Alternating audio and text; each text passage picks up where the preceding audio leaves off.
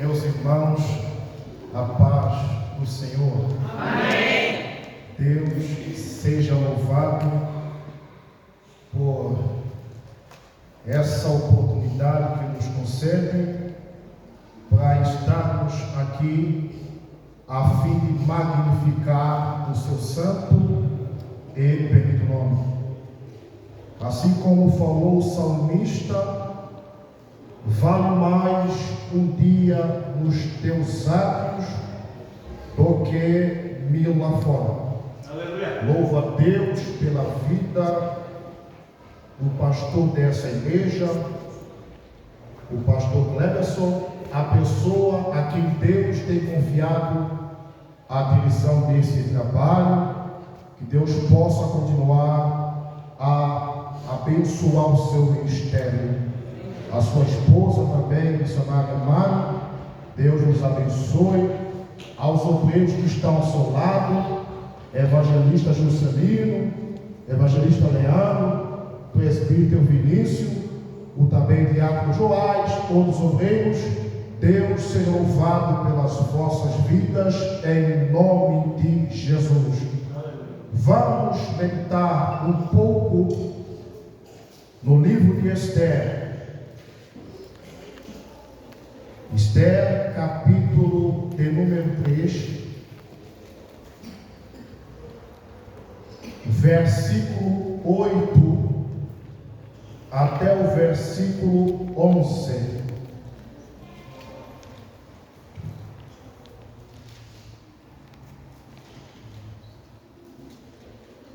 Esther, capítulo 3, versículo 8 até o versículo 11. Assim diz a palavra do Senhor.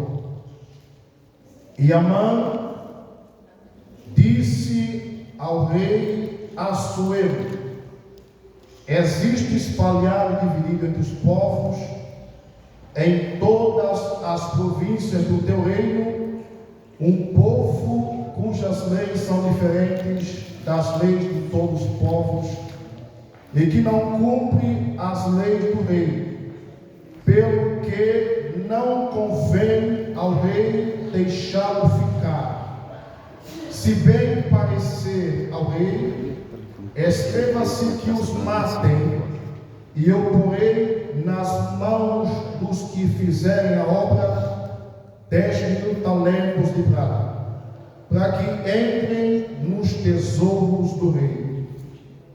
Então tirou o rei o anel da sua mão e o deu a Amã, filho de Amedata, agagita, adversário dos judeus. E disse o rei a Amã: essa prata te é dada, como também este povo, para fazeres dele o que bem parecer aos teus olhos. Aleluia. Louvado seja Deus por essa palavra. Podem ocupar os vossos assentos. Glória. Aleluia. Meus amados, a gente está diante de um texto o qual demonstra a conspiração de Amã contra o povo de Deus. Amã, ele cria, Amã forja um plano para destruir ao povo de Deus. Mas só que ele não tinha noção do que estava a fazer. É por essa causa que o livro de Esther está na Bíblia. É por esse motivo que o livro de Esther foi escrito, para demonstrar a intervenção de Deus em socorrer o seu povo, que é a nação de Israel. Para quem não entende do sobrenatural, para quem não entende questões espirituais, podem questionar dizendo: como é possível o livro de Esther fazer parte do cânon bíblico? Como é possível o livro de Esther fazer parte da Bíblia? Conforme a Bíblia de Estudo Pentecostal, alguns críticos, eles têm questionado o valor espiritual do livro de Esther pelo fato de ali não estar escrito literalmente o nome de Deus. No livro de Esther, em nenhuma parte menciona o nome de Deus. Se não é mencionado o nome de Deus, como é possível este livro fazer parte do cânon sagrado? Mas a verdade é que Deus é um ser que não é limitado pelo entendimento humano. Deus não pode ser entendido pelo homem. Se Deus fosse entendido pelo homem, ele deixaria de ser Deus.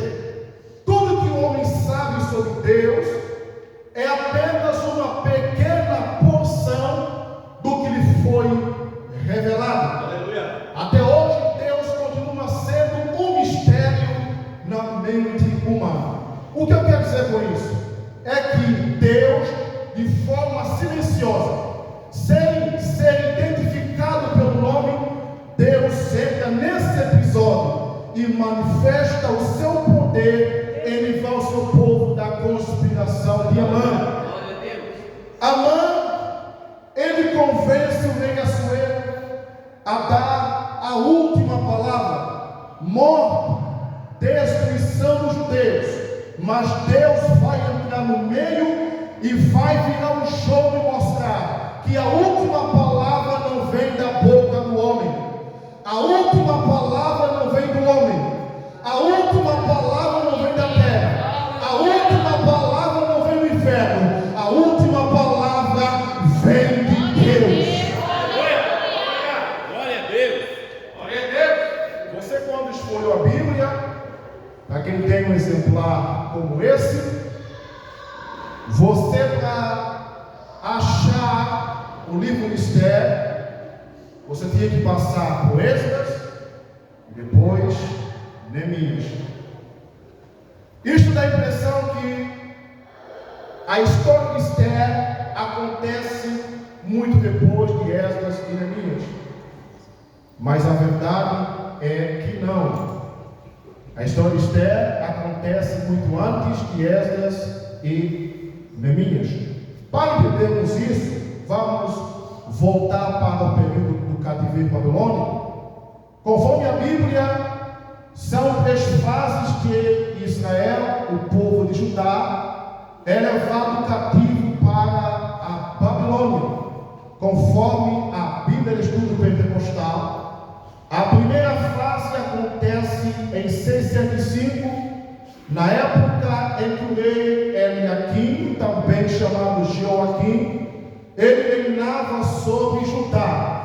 A Bíblia mostra que Eliaquim, ele fez o que era mal aos olhos do Senhor. E como castigo de Deus, vieram os babilônios, invadiram Judá e o levou cativo para a Babilônia, juntamente com outros judeus.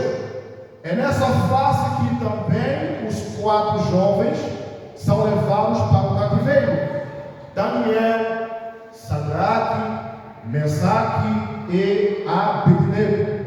Na segunda fase acontece mais ou menos em 597, na época em que o rei Joaquim reinava sobre Judá. Joaquim também, ele repetiu a mesma coisa, fez o que era mal aos olhos do Senhor, e como castigo de Deus, vieram os babilônios, invadiram Judá e o levou cativo para a Babilônia. É nessa fase que o profeta Ezequiel ele é levado para a Babilônia, onde vai se alojar junto ao rio Quebar. A terceira fase acontece mais ou menos 11 anos depois, na época em que Zedequias reinava sobre Judá. Zedequias também fez o que era mal aos olhos do Senhor, e como castigo vem os babilônios e vai levar cativo para a Babilônia. E quando eles vêm na terceira fase, eles vão incendiar o templo do Senhor, vão derrubar os muros, queimar os portões. Jerusalém, que outrora era uma cidade muito linda, maravilhosa, agora é uma cidade em ruínas, destruídas. A glória de Jerusalém foi-se embora por causa do pecado do povo diante de Deus. E os babilônios é um instrumento de Deus para punir o seu povo devido ao pecado. E assim Judá vai ser levado cativo para a Babilônia, em cumprimento à profecia de Jeremias acerca dos 70 anos. Babilônia, por sua vez, foi uma grande potência que conquistou várias nações, mas vai apenas durar quase um século, começando com o rei Nabucodonosor, que é o pai de Nabucodonosor, e vai terminar com o rei Belsazar. E quando se cumpre 70 anos de cativeiro, Babilônia vai chegar ao fim e se levanta a Pérsia. A Pérsia, ou o Império do Persa, é um império muito forte que vai se levantar para abater a Babilônia e libertar Israel do cativeiro, 70 anos. E quando o rei Ciro, que na época era o rei da Pérsia, quando ele vai se levantar e abater a Babilônia, a primeira coisa que Ciro faz é libertar os judeus do cativeiro. Ele vai libertar de uma vez por toda a todos os judeus. E assim vai se cumprir a palavra do Senhor a respeito de Ciro na boca do profeta Isaías. Isaías falou: assim diz o Senhor ao seu ungido Ciro, a quem tomo pela sua mão direita, para bater as nações, soltarei os lombos dos reis, abrirei as portas diante da sua face, e as portas não se fecharão. Por amor do meu servo Jacó e de Israel, meu eleito, eu te chamei pelo teu nome. Eu sou o Senhor e não há outro. Fora de mim não há Deus. Eu te cingirei, ainda que tu não me conheces. Cada pessoa aqui enfrenta alguma adversidade na vida. Por isso que não se pode subestimar as pessoas. Cada um aqui enfrenta um desafio. Cada um enfrenta um gigante. Cada pessoa tem a sua realidade e enfrenta uma adversidade. Tem momentos em nossas vidas em que a gente se sente como Israel no cativeiro. Tudo começa a complicar.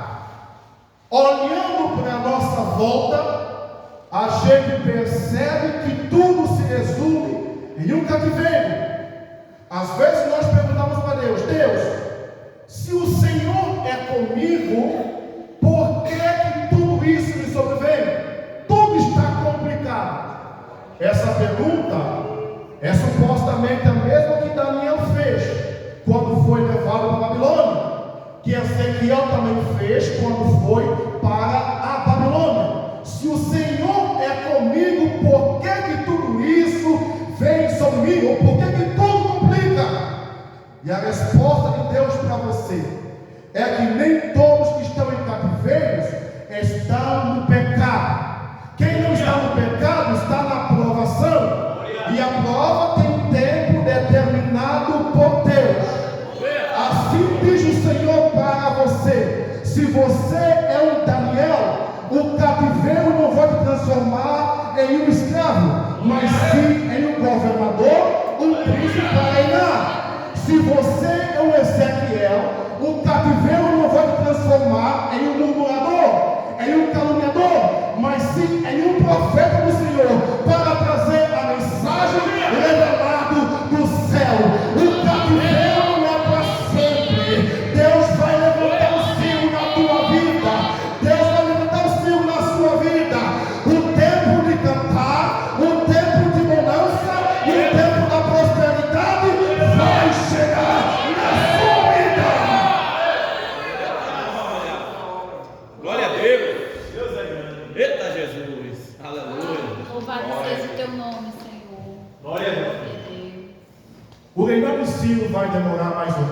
20 anos sobre Império Medo-Persa.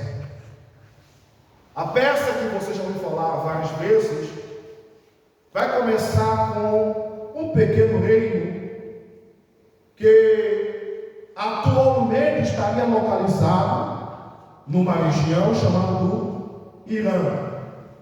Quando você vê Irã, que é um país vizinho do Iraque, era a antiga Pérsia. Aliás, a Pérsia vai sofrer uma alteração do seu nome até 1935, porque antes desse ano, antes de 1935, a Pérsia é chamada de Pérsia e depois é chamada de Irã. O Irã e Pérsia é a mesma coisa. Eu não fui ao dicionário teológico, não fui à enciclopédia. Eu fui direto a um iraniano, mas não sabia que ele era do Irã. Pensei que fosse alguém da Síria, ou alguém da Turquia, do Egito, alguém da Argélia. São pessoas que já dialoguei com elas, e pensava que aquela pessoa fosse um desses. Mas ele me informou que era do Irã.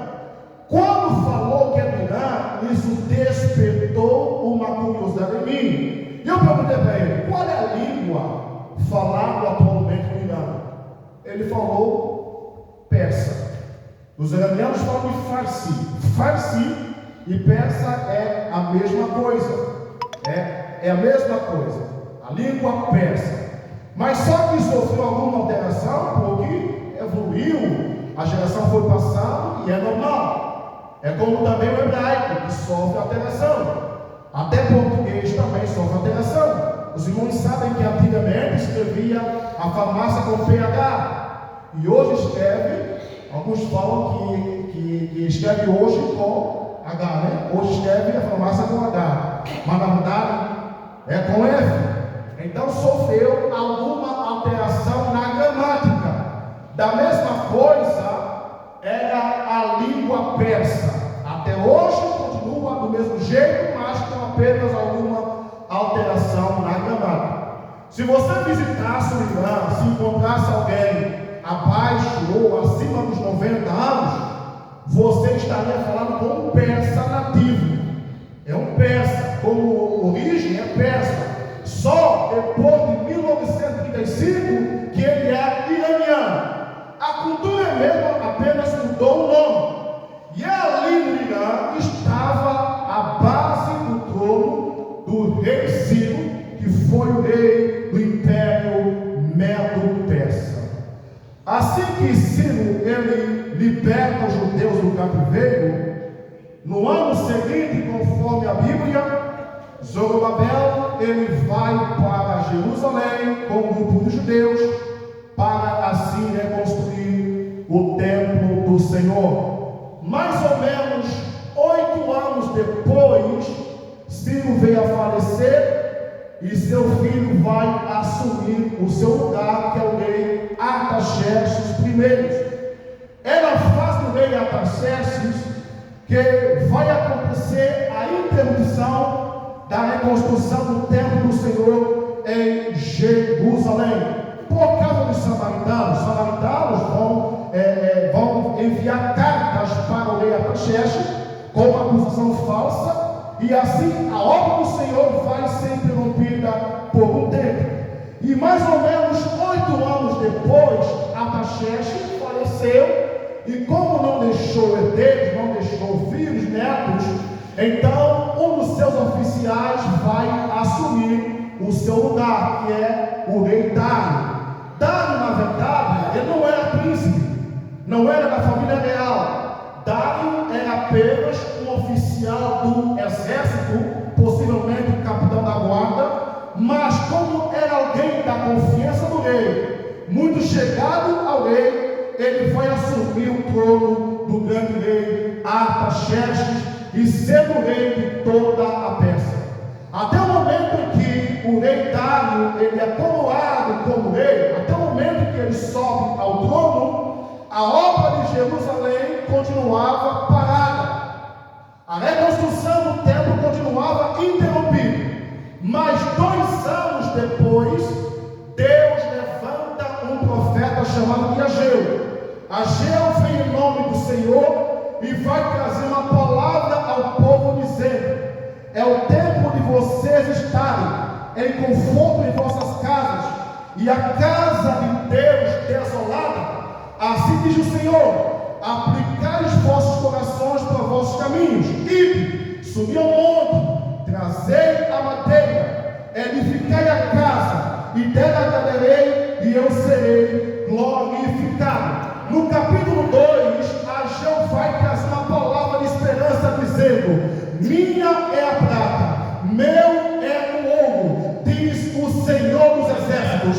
A glória desta última casa será maior do que a da primeira. Quem diz que os samaritanos podem acabar com a obra de Deus? Quem diz que os samaritanos podiam acabar com a obra de Deus? Essa obra não era do homem, era a obra de Deus. Ela não podia chegar ao fim. Era a obra de Deus. Quem diz que os samaritanos podem acabar com esta obra? Quem diz que os samaritanos podem acabar com essa congregação? A ter família em Cristo, aqui no Oliveira do Bairro, é um projeto de Deus que está em andamento. Levando os samaritanos, mas eles não podem acabar com a obra de Deus. A ter família em Cristo, em Oliveira do Bairro, está dentro dos planos de Deus. E Jó falou: Senhor, bem sei que tudo podes, e que nenhum dos teus planos podem ser frustrados. Essa obra vai avançar, ela vai prosperar, ela vai progredir, porque esta obra é um projeto de Deus. Deixa eu levantar os samaritanos, nessa obra ela vai avançar. Louvado seja Deus. Glória a Deus. Glória a Deus. Assim mesmo. Deus é fiel. Glória.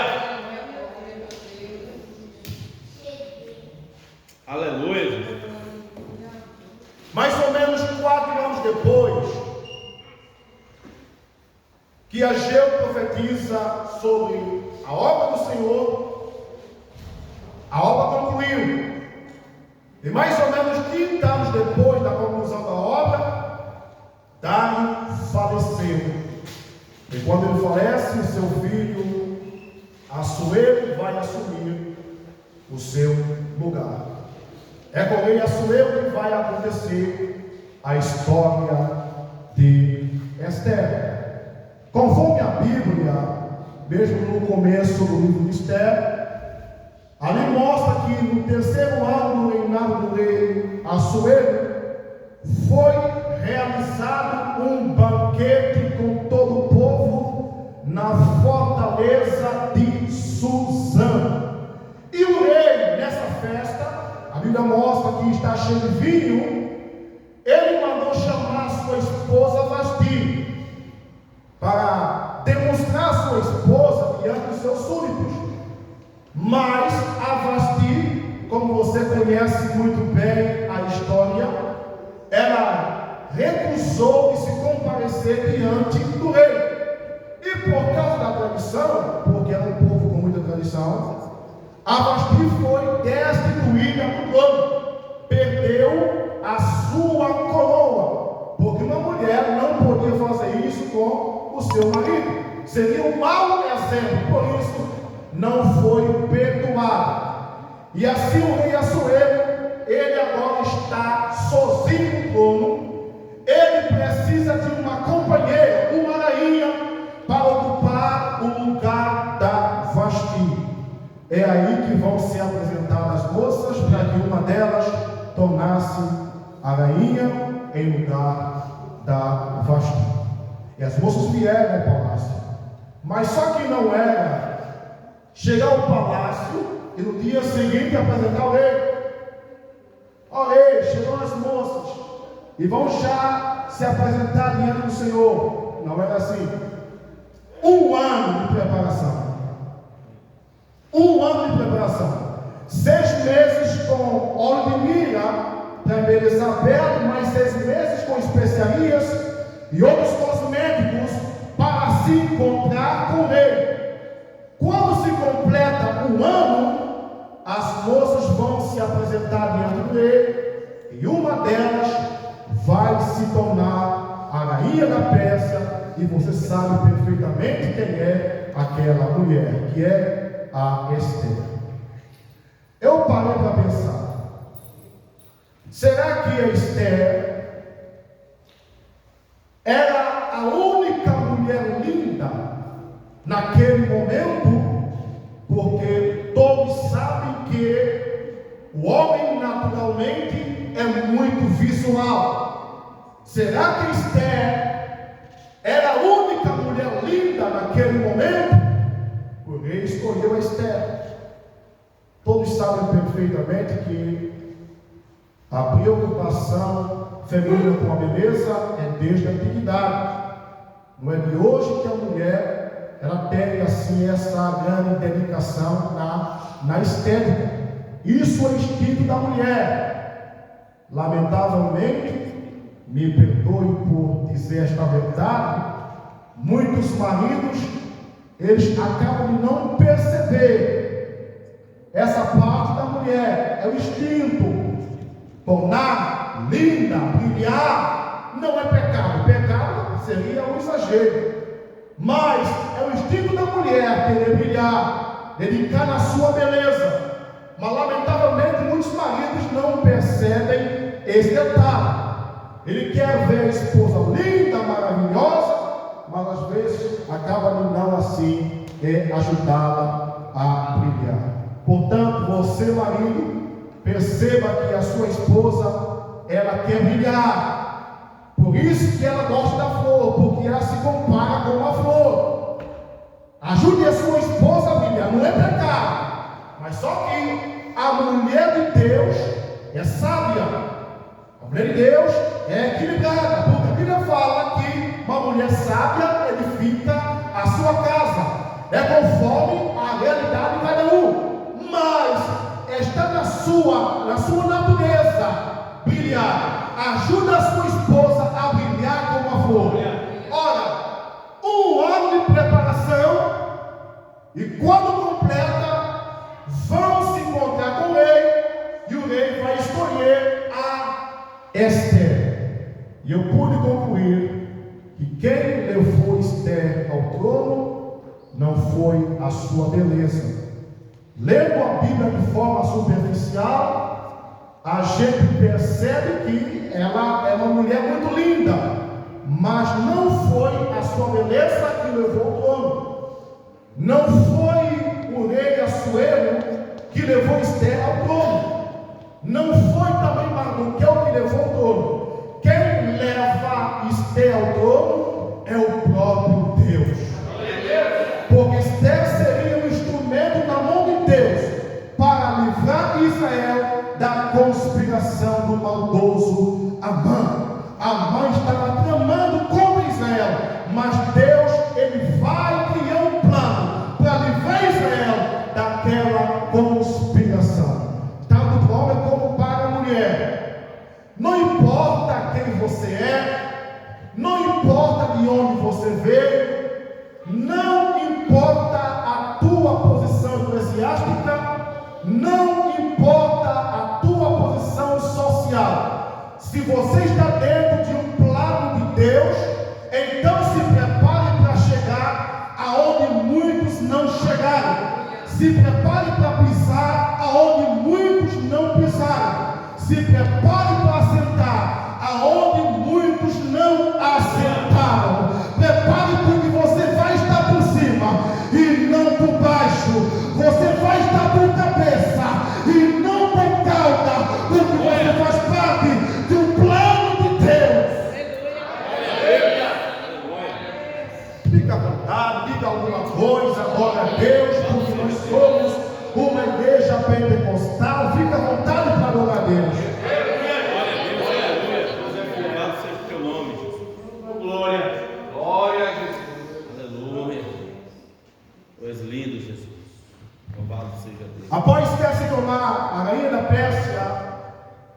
o rei resolve exaltar a um dos oficiais, que é Amã. Amã vai se tornar um homem muito importante no Império Medo-Persa. E como se torna um homem importante, Amã agora deseja que todos se curvem diante dele, com exceção do rei e da rainha. Quando passa Amã, o povo, Amã passa, mas quando chega a vez do Mardoqueu, Amã passa e Mardoqueu em pé. Amã passa em pé. Como é que é? Esse homem não encurva, vou experimentar. Amã passa e Mardoqueu. Imagina o Mardoqueu dizendo: Senhor Amã, o Senhor tem meu respeito, tem minha admiração, tem consideração, mas para eu me curvar diante de ti, só se for diante do meu Deus. Glória a Deus. Isso me faz lembrar da tentação no deserto. O mesmo espírito que estava em Amã é o mesmo que estava no deserto, tentando a Jesus. Ele falou: olha os reinos, a glória deles, tudo isso te darei se prostrado me adorares. Mas Jesus respondeu: vai-te, Satanás, porque está escrito: ao teu Deus adorarás e somente a ele servirás. Nós, quando olhamos para Amã, lutando para colocar Mardoqueu de joelho, a gente observa Amã como um coitado.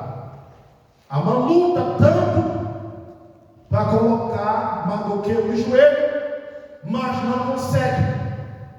Coitado de Amã, lutou tanto para deixar Mardoqueu de joelho, mas não conseguiu. E a gente esquece que o mesmo espírito que estava em Amã continua até hoje, lutando dia e noite para te fazer prostrar diante dos problemas, para te fazer prostrar diante da adversidade. Mas em contrapartida, o mesmo espírito que ungiu a Jesus de Nazaré, que estava em João Batista, que estava em Mardoqueu, ele também está em você, te fortalecendo. Quando vier Amã te dizendo: se prostre agora, você diga para ele: não vou me prostrar, não vou me prostrar diante dos problemas, não vou me prostrar diante das dificuldades, não vou me prostrar, porque eu sei que o meu Redentor vive e por fim se levantará sobre a terra. Glória a Deus, aleluia.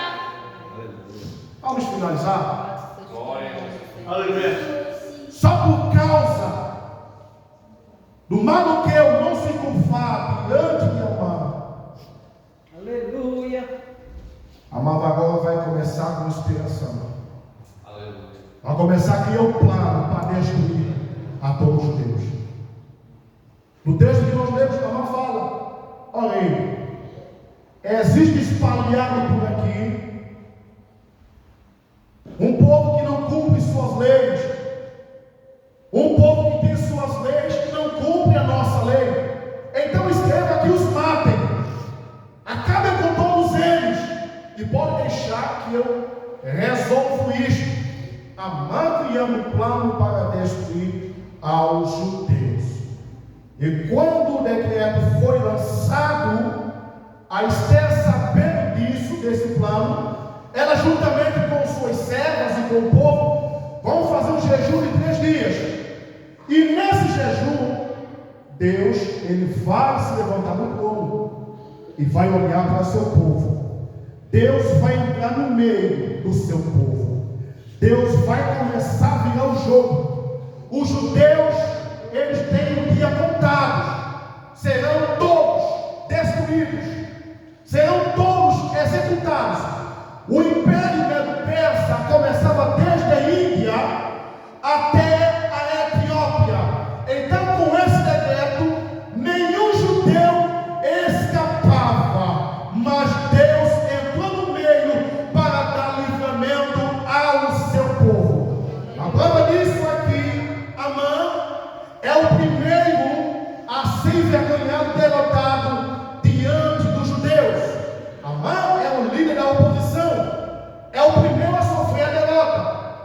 resumo, o decreto-lei não podia ser revogado.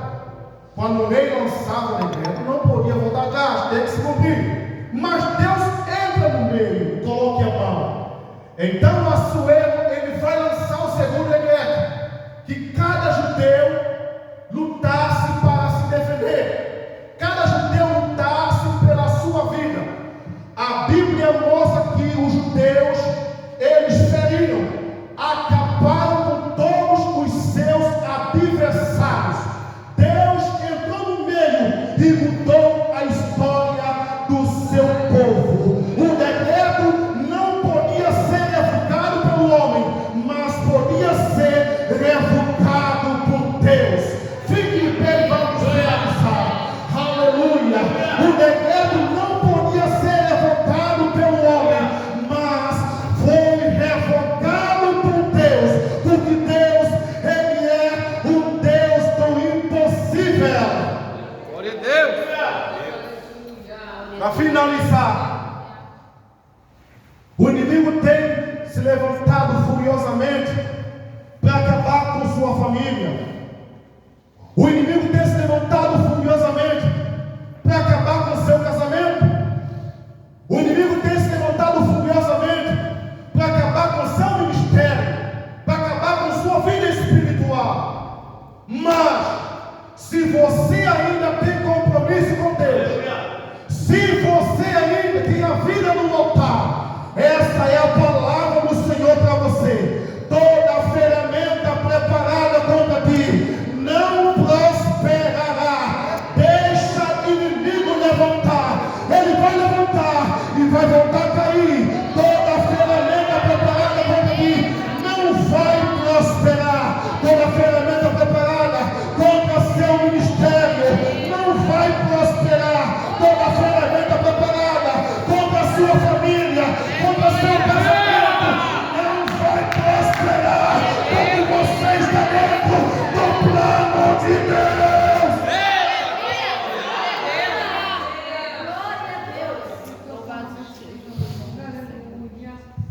Aleluia. Louvado seja Deus.